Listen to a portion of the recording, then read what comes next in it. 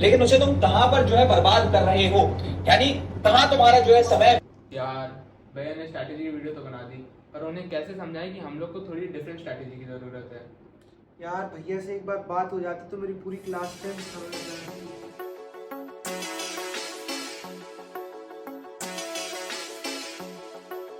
मारण की बात करे तेरे यार के, मारण की बात करे तेरे यार के, औकात बार रह छोरा राव साहब के, मजाक थोड़ी है रह जोन सा भी मारे बेटा हाथ लावेगा, साला पछतावेगा ना सुखी पावेगा, सुन कान खोल के हो गुलामी ना होवे देख किसे साले की, सुन तेरे यार राव साहब के, ओ तेरे शहर में है रुका बाजे राव साहब का, चोरी बेहिसाब का कदी आर पार का, रह ट्रेंड भी चले देख मारे ब्रांड का, तोड़ना कोई बेटा सुन याद तो ब्रांड। बहुत दिक्कत है ना तुम लोगों को कि भैया स्ट्रेटजी वीडियो बना देते हैं तो समझ में फिर आ नहीं रही, पर्सनल लेवल पे बैठ करके कैसे इंप्लीमेंट करें।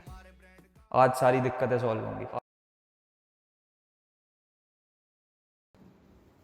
यार देखो जो है ना, तुम लोगों को सबसे पहले मैं जो है लाइफ के दो बहुत इंपॉर्टेंट फंडे बताता हूँ, और अगर ये तुम समझ रहे ना तो तुम्हारी पूरी क्लास टेंथ समझ जाएगी। और वो फंडे पता क्या है? सबसे पहला फंडा ये है कि तुमने एक हाथी का बच्चा देखा है? हाँ। उसे किससे बांधते हैं? एक बहुत पतली सी रस्सी से बांधते हैं। हाँ। बांधते हैं। और फिर तुमने एक बड़े हाथी को भी देखा होगा, उसे भी उसी से रस्सी से बांधते हैं। कभी दिमाग में ये ख्याल लाने की कोशिश करिए कि वो इतना बड़ा हाथी उस एक छोटी सी रस्सी को तोड़ता क्यों नहीं और भागता क्यों नहीं? सोचा इस बारे में?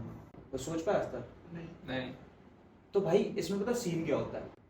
बचपन से जो हाथी होता है ना, ट्रेनर उसका उसे उसी रस्सी से बांध देता है।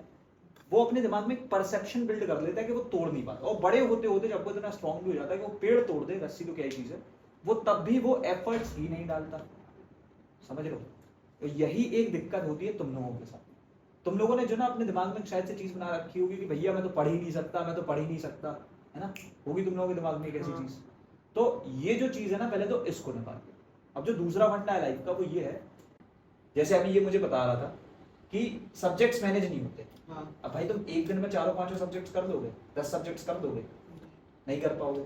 सेम ये चीज तुम ऐसे रिलेट कर सकते हो कि अगर तुम्हारी मम्मी ने टिफिन में 4 रोटी रख दी तो 4 रोटी एक बार में नहीं खा सकते ना, तो तुम चारों सब्जेक्ट्स को एक दिन में नहीं कर सकते। इट्स जस्ट दैट के टाइम देना है हर चीज को अकॉर्डिंगली, और समय के हिसाब से जो भी दिन है, हफ्ते में 7 दिन है तो उस हिसाब से एक एक सब्जेक्ट को डाल दिया और पढ़ दिया।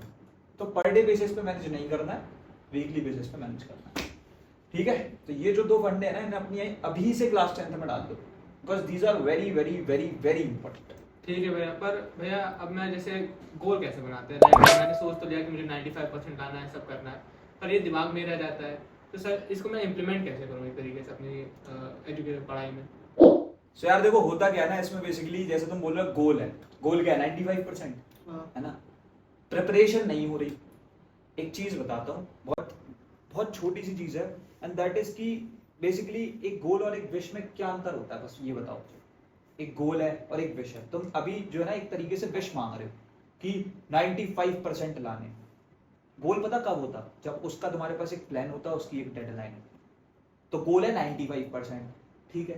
प्लान क्या है? सिलेबस करना है, ठीक है? सबसे पहली चीज सिलेबस करना है, दूसरा पीवाईक्यू करना है, और तीसरी चीज क्या है कि हमको जो है 2 बार रिवीजन करना है प्री बोर्ड से पहले। ये गोल मैंने तुमको खुद से बना के दे दिया, ये कर दोगे 95% आएंगे। So this is a plan. Now we have to talk about the deadlines. Deadlines क्या होंगी? तो डेडलाइंस ये समझ लो कि सिलेबस तुम्हारा कंप्लीट हो जाना चाहिए in the month of September. Mid सितंबर में तुम्हारा सिलेबस डन हो जाए at any cost. Second thing is that की पीवाईक्यूज, ठीक है? तो पीवाईक्यूज जो होते हैं उनको जो है अलॉन्ग विद सिलेबस करो। कोई भी लेक्चर देख रहे हो, नोट्स बनाओगे, उसके लेक्चर देखने के बाद नोट्स बनाओगे बाद में रिवीजन करने के लिए। तो जो नोट्स बना रहे हो ना, उसमें जो है 15 से 20 ऐसे जो इंपॉर्टेंट क्वेश्चंस है ना पीवाईक्यूज वाले, वो भी डाल दो, तो वो तुम्हारी बहुत ज्यादा हेल्प करेंगे, ठीक है? And the third thing is revision. तो रिवीजन जो है ना बेसिकली वो तुमको पता कब करना है? प्री बोर्ड से पहले पहले तुम्हारा 2 बार जो है रिवीजन कंप्लीट हो जाए at any cost, because that's a important thing. Pre board जिसका अच्छा जाता है, मान ले तेरा जो है प्री बोर्ड खराब चला गया, फिर डिमोटिवेटेड हो जाएगा। तो वही चीज है कि प्री बोर्ड्स अच्छे निकालने हो तो प्री बोर्ड से पहले 2 बार एटलीस्ट रिवाइज करना है एट एनी कॉस्ट, ठीक है? अब बाकी मैं तुम लोगों को एक बहुत ही शानदार चीज दिखाता हूं। देखो यहाँ, अब अगर तुम लोग यहाँ पर देख पा रहे होगे, so this is a planner, ठीक है? ये प्लानर दिख रहा है, इसमें अपन ने जो है 5th of August को जो है सिलेबस को स्टार्ट किया, and we are completing it on 13th of September। इसमें सिर्फ पीसी भी दिख रही होगी तुमको, ठीक है? लेकिन सीन कुछ ऐसा है बॉस, यहाँ पर जो है सारे सब्जेक्ट्स हो रहे हैं, पूरे 10 सब्जेक्ट्स इंक्लूडिंग कंप्यूटर्स, ठीक है, हिस्ट्री, सिविक्स, ज्योग्राफी, मैथ्स, हर एक चीज। और सिर्फ मैं भी नहीं पढ़ा रहा, तुमने टीम वेरीफाई नॉलेज के बारे में तो सुना ही है, मुझे जानते हो, तुम जानते हो हमारे यहाँ और भी टीचर्स हैं, मास्टर टीचर्स हैं, तो मास्टर टीचर्स को पढ़ा रहे हैं। तो यहाँ पर हम जो है जस्ट 40 डेज हम जो है तुम्हारे सिलेबस को डन भी करा रहे हैं और उसके साथ साथ जो है रिवीजन भी करा रहे हैं। We are completing the syllabus twice, समझ रहे हो? तो ये बहुत नेक्स्ट लेवल चीज है। Over to that you all be getting the one on one interaction. अभी तुम मेरे से बात कर पा रहे हो, इंटरेक्शन अच्छी लग रही है, हाँ सेम वहां पे भी कर पाओगे। कितनी बढ़िया बात है, माइक खोलोगे, डाउट्स पूछोगे। एक और तगड़ी चीज बताऊं, यहाँ हम तुमको नोट्स, डीवीडीज, ई बुक्स, हर एक चीज दे देंगे। और सबसे बेहतरीन चीज, तुम लोग कभी कभी सोचते हो ना कि भैया हमको जो है एक ऐसी मेंटोरशिप चाहिए फ्रॉम द नेशनल टॉपर्स, वो भी तुम्हें यहाँ पर गाइड करेंगे। And over to that you all be also providing with test series, ठीक है। अब ये सारी चीजें, जितनी तगड़ी तगड़ी चीजें, ये पता तुमको कितनी प्राइसिंग में मिल रही है? 7,999 रुपीज में। सीट्स क्लोज हो चुकी है लेकिन सीट नहीं बची। बुरा लग रहा है? हाँ भैया बुरा लग रहा है। तो मैं बताता हूँ, सीट्स हैं, हमने 10 सीट्स को अनाउंस किया है, तुम दो को मिला के सिर्फ 8 बच्चे और अभी के अभी जो है आरएम प्रो में एनरोल कर सकते हैं। And the pricing is just 7,999 rupees. लेकिन इसके ऊपर से भी अगर तुम हमारे काउंसलर से कनेक्ट करते हो, जिनके number given in the description box, या फिर जो एक form given in the description box, उसको फिल कर देते हो, then you can just book your seat at a price of 5,999 rupees. सिर्फ 10 सीट्स बची हुई हैं, अभी के अभी एनरोल कर लेना, मतलब अभी के अभी एनरोल कर लेना। पर भैया प्राइस थोड़ा ज्यादा नहीं है? एक बात बताओ, ये हाथ में तुम्हारे जो है घड़ी दिख रही है, इसकी प्राइस क्या है? 6,000। 6,000 रुपये। अब अगर तुम अपनी ये घड़ी 6,000 रुपए की पहन करके टाइम वेस्ट कर सकते हो, तो फिर एक 6,000 रुपए की चीज लेके पढ़ाई करके उसमें टाइम देके एक्चुअली जो है कुछ एक अपनी क्लास 10th के लिए कुछ कंट्रीब्यूट तो कर सकते हो ना। तो ये फालतू के जो है ना बहाने देने छोड़ दो। अब मैं एक्चुअली पूछ रहा हूँ, 6,000 बहुत बड़ी प्राइसिंग है क्या? तुम लोगों की पॉकेट मनी भी इससे ज्यादा ही होती होगी, 500 रुपये महीना, इट्स वेरी इजी। कोचिंग जाते हो, कोचिंग में कितना पर सब्जेक्ट यहाँ पर 2,000 रुपये लग रहे होंगे, तो बस फिर। तो अब जो है ये जो चीजें मैंने बताई है, ये तुम्हें फॉलो करनी है। पर भैया अभी आपने बताया था कि सिलेबस कंप्लीट कर लेना है, वो करें कैसे? यार देखो, सिलेबस बहुत बढ़िया सवाल है। तो सिलेबस जो है ना, इसके लिए तुम्हें एक चीज समझनी है सबसे पहले तो, कि जो सिलेबस तुम्हारा होता है, ठीक है, सिलेबस में ऐसा नहीं है कि बस तुमने लेक्चर देख लिए तो सिलेबस हो गया, या फिर तुमने कोई क्लास अटेंड कर ली तो सिलेबस हो गया। Syllabus completion it's a very important thing, ठीक है। तो जो सिलेबस तुम करने बैठोगे उसमें भी 3 चीजें होंगी, ठीक है। सबसे पहली चीज होगी कि तुम्हें लेक्चर्स देखने, सेकंड चीज होगी तुम्हारे PYQs, ठीक है, और तीसरी चीज होगी तुम्हारी क्या होगी?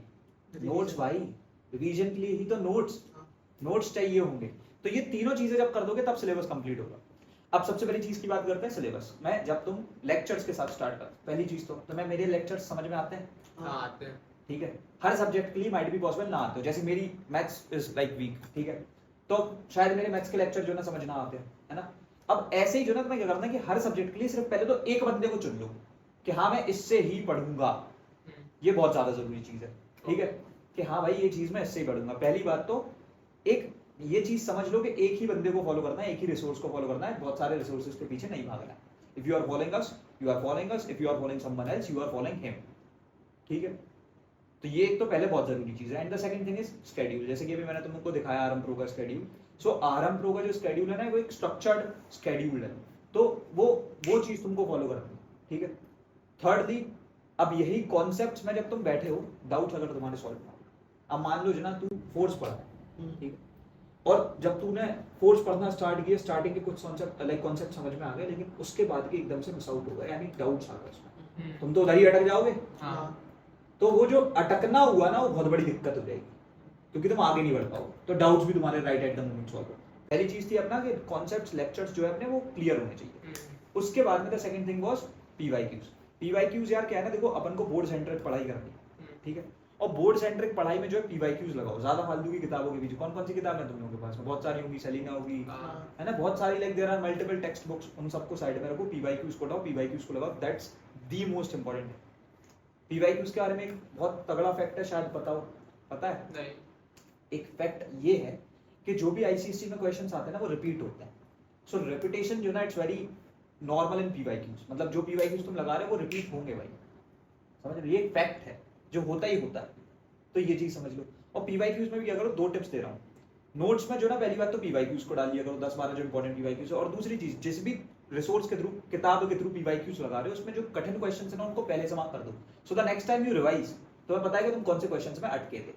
Then the third thing is in syllabus completion is that कि तुमको जो है नोट्स बनाने। क्यों बनाने हैं, कोई आइडिया? रिवीजन के लिए क्विक रिवीजन। क्विक रिवीजन, देखो होता क्या है ना, अभी तुमने मान लो जो है 40 दिन में सिलेबस कंप्लीट कर दिया, लेकिन जो तुमने पहले दिन पढ़ा था वो 40वें दिन तुम भूल गए, क्या फायदा हुआ? कोई फायदा हो रहा है? नहीं हो रहा है, राइट? सो इट्स ऑब्वियस कि तुमको नोट्स तो भाई एट एनी कॉस्ट बनाने पड़ेंगे, है ना। नोट्स में अब करना क्या होगा, देखो पहली चीज तो बहुत सारे, जैसे तुमने नोट्स देखे होंगे लड़कियों के बहुत ज्यादा जो ना अट्रैक्टिव ऐसे 10 कलर के पेन, ये सब करने वाले हो? नहीं। क्योंकि अपन को अट्रैक्टिव नोट्स नहीं बनाने, अपन को एफिशिएंट नोट्स बनाने। एफिशिएंट नोट्स 1 मिनट में बताता हूँ 3 चीजें क्या क्या करनी। सबसे पहले तो जो भी चीजें तुमने पढ़ी है उसके टाइम पे तुमने एक लेक्चर नोट्स बनाया होगा, लिख लिख के जो ना तुमने लेकर के याद किया होगा, तो तुमने लेक्चर नोट्स उन्हीं 10-12 पेजेस के नोट्स को 2-3 पेजेस में कंडेंस करके इंपॉर्टेंट डेटा डाल दो। सेकंड थिंग इज दैट कि जो पीवाईक्यूज मैंने बोले वो कर दो, उसमें इनपुट डाल दो, उसका भी वो पीवाईक्यूज लिख दो। Third thing is also that कि भाई ये जो नोट्स है ना तुम्हारे, ठीक है, इनमें जो है तुम बस एक बहुत तगड़ी टिप दे रहा हूँ मैं तुम्हें कि फ्लो चार्ट्स, डायग्राम, खुद की ऐसी चीजें डाल देना, जैसे रियल लाइफ एग्जांपल्स भी डाल दी, ये सारी चीजें डाल देना, so that next time you revise it would be easier for you to recall all the things, ठीक है। So that's very important thing, ये चीज भी समझ गए। तो अपन ने यहाँ पर से तीनों चीजों को समझ लिया, सिलेबस कैसे कंप्लीट करते हैं, आपकी सवाल का जवाब मैंने दे दिया। बराबर। अब भैया आपने पीवाईक्यू की बहुत बात करी, ठीक है, तो पीवाईक्यू को आप थोड़ा डिटेल में बता दो एक बार कि कैसे प्रैक्टिस करनी है उससे और क्या करना है। देखो पीवाईक्यूज में बॉस होता क्या है ना कि जो पीवाईक्यूज हैं, these are the previous year questions and you have to solve them chapter wise. These are not your sample paper or something. ये पीवाईक्यूज हैं जो पिछले सालों में सवाल आए हैं, तो जो चैप्टर पढ़ा उस पे पीवाईक्यू लगा दिए, सिंपल है ना। तो इसमें करना क्या है ना, बस कि देखो तुम्हारे बहुत सारे टाइप्स ऑफ पीवाईक्यूज होते हैं, 1 marker question, 2 marker question, 3 marker question, 4 marker question, and you have to solve all of them, so that तुम्हें पता है कि भाई सेक्शन ए में कैसा सवाल आ सकता है, लाइक सेक्शन बी में कैसा सवाल आ सकता है। 1 या 2 नंबर के सवाल जो है जनरली आते हैं तुम्हारे सेक्शन ए में, बी सी डी में जो है 3 या 4 नंबर के क्वेश्चंस आते हैं mostly in every subject, right. तो ये चीज हो गई। दूसरी चीज ये है कि पीवाईक्यूज जैसे कि मैंने बताया था कि जो भी कठिन लग रहा है उन्हें मार्क कर दो right at the moment, so that the next time you do that you know that कि तुम कहां अटके थे, ठीक है, आ गया समझ में। तो पीवाईक्यूज कुछ ऐसे लगते हैं। और भैया रिवीजन कैसे करें फिर? देखो यार सबसे पहले तो जो ना रिवीजन जो है इट्स अ वेरी इंपॉर्टेंट, क्योंकि अगर तुम ये सोचो कि तुमने 40 दिन में सिलेबस कंप्लीट कर लिया और फिर तुम भूल गए, रिवाइज किया ही नहीं चीजों को, हाँ, तो फिर फायदा क्या होगा। So you have to make sure कि तुम जो है ना लेकर के रिवीजन कर रहे हो। पहली चीज तो रिवीजन तुम पूछ रहे हो, it's a very important thing. मैं पूछा यही बहुत अच्छी बात है कि हाँ तुम रिवाइज करोगे, और मैं ये बाकी सारे बच्चों से बोल रहा हूँ कि प्लीज रिवीजन पे ध्यान देना, revision it's very very very important, ठीक है। सो रिवीजन की अगर अपन बात करें तो रिवीजन में देखो यार होता क्या है, मान लो कि 40 दिन में तुमने सिलेबस डन कर दिया, अब तुम्हारे पास में एक एक्स्ट्रा एडवांटेज है। क्या है? तुमने जो एकदम स्टार्टिंग से पढ़ने का था वो सब निपटा लिया, अब तुम हर चैप्टर के बारे में 70-80% जानते हो, है ना। अब तुम क्या करोगे, तुम्हारे पास नोट्स हैं खुद के, उन नोट्स को उठाओ, रिवाइज करो, ठीक है। और दूसरी चीज, जितनी ज्यादा प्रैक्टिस करोगे वो भी एक तरीके से रिवीजन हो रहा है, क्योंकि कोई भी क्वेश्चन सॉल्व करते हैं, मान लो फिजिक्स का न्यूमेरिकल, उसके लिए तुम्हें कॉन्सेप्ट याद करने पड़ते हैं कि नहीं, हाँ, है ना।